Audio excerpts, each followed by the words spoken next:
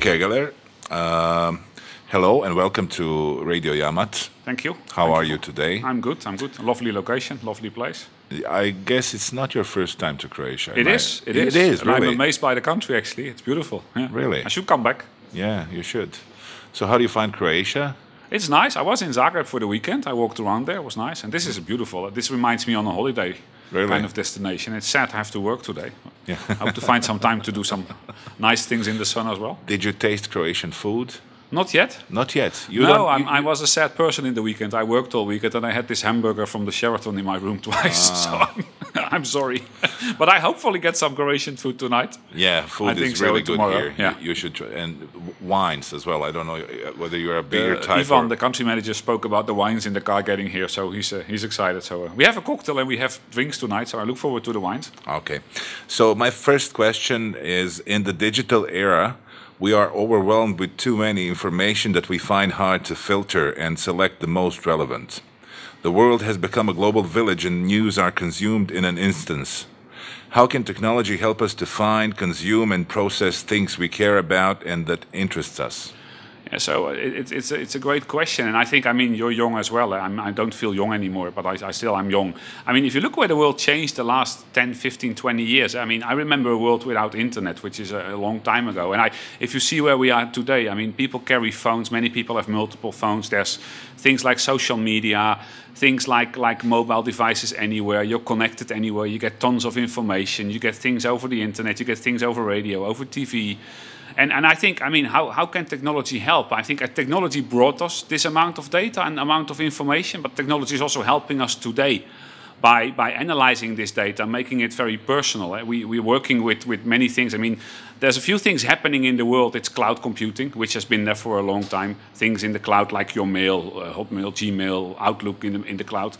There's things like big data, which companies talk about a lot, which is kind of the huge amounts of data. And it's not about the data, it's about what you do with the data. And then there's mobile.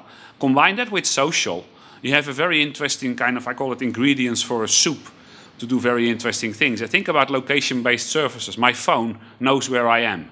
If I look around and look at my phone and say, hey, show me restaurants with good Croatian food and wine, it will know which restaurants are here. How does it know which restaurants are great? Because you and other people put reviews on the internet for those restaurants. So there's the trick of this kind of society with too much information is to kind of filter the information for you at the right place, at the right time, the right moment. So you can use it to do useful things. Nobody downloads the internet on his laptop. You need the information when you need it. When I'm driving, I'm not interested to get information about wine. When I'm in a restaurant, I want to be informed about wine. I want to know which of my friends are here today and what they are doing. So I think technology brings the information, and technology also helps you to kind of use the information for yourself at the right moment. The world is divided on too many fronts today. Can technology help people to overcome the gaps and differences deriving from the multicultural, religious, political, and ethical differences? Yeah, that's a tricky question. Everything has good and bad.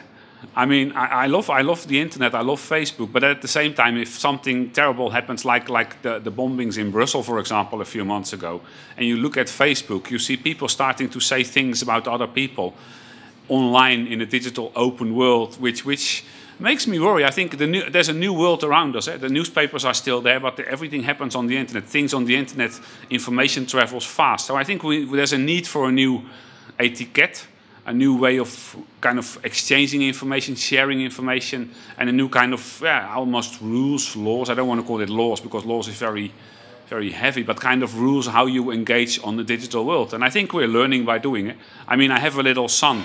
He's 7 years old. He's used to a world with internet. If he needs to find something for school, he goes to an internet browser, goes to a search engine, and tries to find the information. Am I worried what he's doing on the internet? Yes, I am.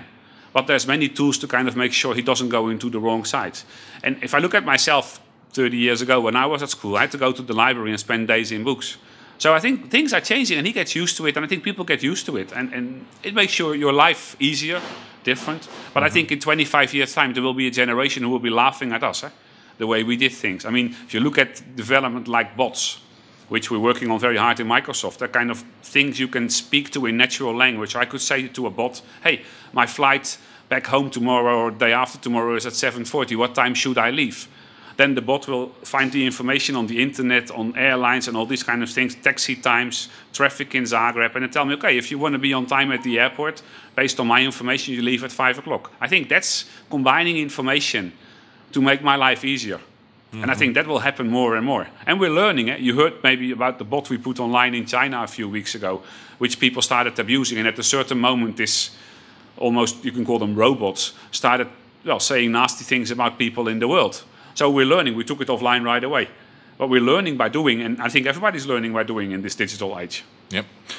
What is the position of Microsoft in the ever-changing world of the digital economy?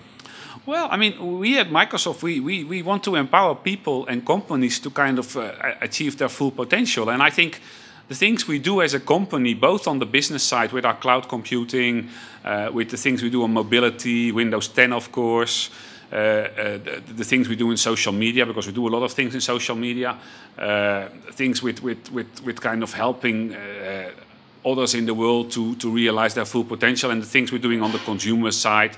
I think we're on a continuous mission as a company, and Microsoft is changing continuously with the world. And I think that's what I like about Microsoft. But at the end of the day, well, we want to help people to realize their full potential.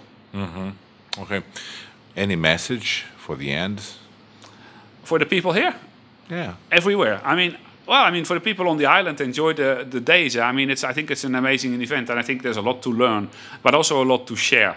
And to be fair, I'm a very digital guy, but I still love kind of face-to-face drinking something with somebody and discussing things. And so I'm not the kind of the next Martin Luther King with the message to the world, but I think be careful but enjoy. I think that's the big message in everything around you. Be careful but enjoy. And song of the day? The song of the day. That's an interesting one. I didn't think about that.